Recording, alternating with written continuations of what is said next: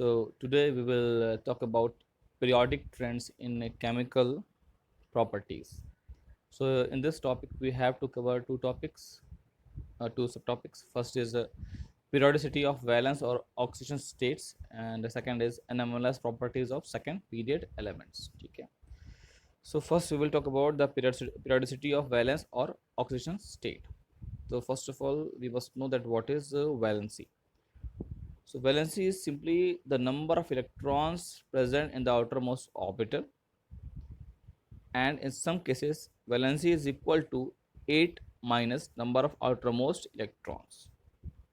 Okay जैसे कि मान लीजिए नाइट्रोजन है, हमें नाइट्रोजन की वैलेंसी पता करनी है तो क्या करेंगे, तो नाइट्रोजन के आउटर मोस्ट में इलेक्ट्रॉन होते हैं 5, 8 माइनस 5 इज इक्वल टू 3, यानी वैलेंसी नाइट्रोजन की कितनी होती है, 3 होती है. ठीक है. For some elements or in some cases the valency and the oxidation state are same. वैसे तो वैलेंसी का मीनिंग अलग है और ऑक्सीजन स्टेट्स का मीनिंग अलग है, बट कुछ केसेस में ये दोनों ही सेम होते हैं. जैसे for example if you take the example of alkali metals, तो वहाँ पे उनकी वैलेंसी होती है +1 सारे मेटल आयंस की, और उनका जो ऑक्सीजन स्टेट होता है वो भी +1 होता है. तो वहाँ पे वैलेंसी और ऑक्सीजन स्टेट उनका दोनों का सेम होता है. ठीक है. Now what is the meaning of oxidation state?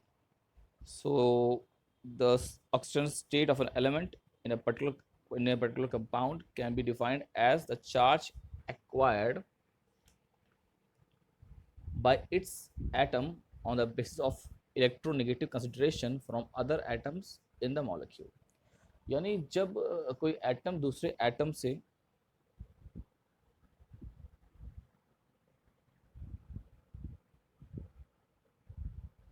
किसी दूसरे एटम से जब कंबाइन होता है, तो हम उसके रेफरेंस में देखते हैं कि उसका स्टेट पॉजिटिव है या नेगेटिव है. जैसे कि ऑक्सीजन है, ऑक्सीजन अगर फ्लोरीन से कंबाइन होता है और कंपाउंड बनाता है तो वहाँ पे उसकी स्टेट +2 होती है.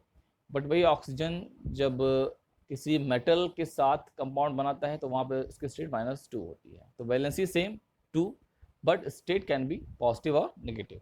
ठीक है. तो अगर हम देखें डिफरेंट ग्रुप्स में तो उनकी वैलेंसी क्या होगी. जैसे कि ग्रुप 1 के जो एलिमेंट्स होते हैं उनके पास नंबर ऑफ वैलेंस इलेक्ट्रॉन होते हैं 1, तो उनकी वैलेंसी क्या होती है, 1 होती है. ऐसे ही ग्रुप 2 के लिए वैलेंसी 2 होगी, क्योंकि number of valence electrons are 2. For group 13 the number of valence electrons are 3 and the valency is 3. ठीक है.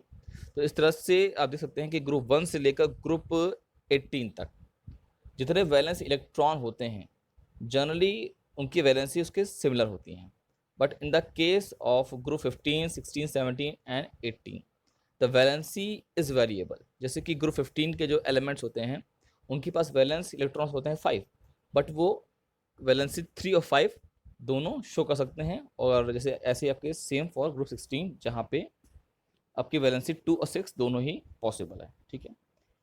अब बात करेंगे ट्रेंड की.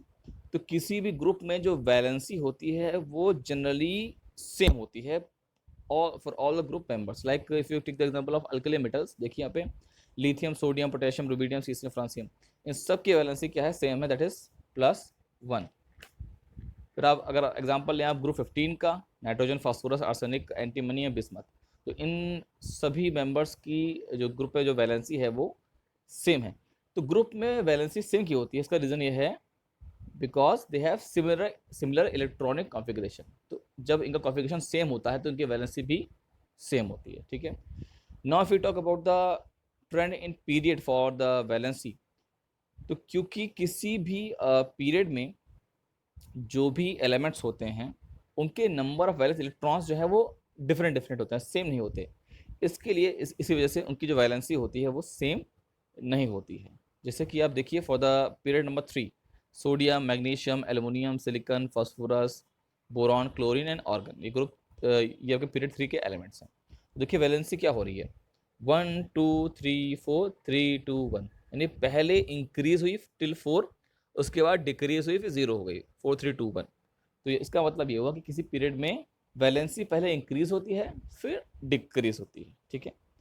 Now our second topic is anomalous properties of second period elements, ठीक है। इसका मीनिंग क्या है, यानी जो आपके सेकंड पीरियड के जो कुछ एलिमेंट्स हैं उनका बिहेवियर बड़ा ही स्ट्रेंज होता है, ठीक है। जैसे कि अगर हम बात करें ग्रुप 1 एलिमेंट की, लिथियम, लिथियम जो कि ग्रुप 1 का फर्स्ट मेंबर है, उसकी कुछ प्रॉपर्टीज़ जो हैं वो सिमिलर नहीं है विद अदर ग्रुप मेंबर्स, ठीक है। वैसे ही अगर ग्रुप 2 में जाए तो वहाँ पे है आपका बेरिलियम, जो कि वहाँ का फर्स्ट मेंबर है ग्रुप का, तो उसकी भी कुछ प्रॉपर्टीज़ हैं जो अपने ही ग्रुप के मेंबर से सिमिलर नहीं है, they show some different properties with the group members, ठीक है। अब सेकेंड फैक्ट ये है कि जो आपका लिथियम है उसकी कई प्रॉपर्टीज जो हैं वो मैच करती हैं आपके ग्रुप 2 के सेकेंड मेंबर से, that is magnesium. And same for beryllium, beryllium जो है उसकी कुछ प्रॉपर्टीज जो हैं वो ग्रुप 13 के सेकेंड मेंबर एल्युमिनियम से मैच करती हैं, ठीक है। तो जब इस तरह का एक सिमिलर बिहेवियर मिलता है, तो अगर हम इनको चेक करें टेबल में, तो you can see the elements which are positioned in the table diagonally, so they show similar nature. तो इस तरह के रिलेशन को क्या बोलते हैं, डायगोनल रिलेशनशिप। जैसे आप देख सकते हैं कि lithium, magnesium, beryllium, aluminium, boron and silicon, ठीक है। अब हम बात करते हैं कि सिमिलर कैसे होते हैं, ठीक है। We will take the example of lithium and magnesium. तो you can see first is atomic radii. तो लिथियम का जो एटॉमिक रेडियाई होता है वो होता है 152 पिकोमीटर और मैग्नीशियम का होता है 160 पिकोमीटर, तो ऑलमोस्ट सिमिलर। फिर अगर बात करें आयनिक रेडियाई की, तो लिथियम आयन का आयनिक रेडियाई होता है 76 पिकोमीटर और मैग्नीशियम आयन का होता है 72। तो यहाँ भी देखिए काफ़ी हद तक सेम है। फिर third is oxides. Lithium oxide बनाता है Li2O और मैग्नीशियम बनाता है ऑक्साइड MgO, ठीक है। बट इन दोनों के जो ऑक्साइड्स हैं वो सुपर ऑक्साइड में चेंज नहीं होते, कन्वर्ट नहीं होते, तो there is similarity of oxides. And number 4 is hydroxides of these metals. तो लिथियम बनाता है LiOH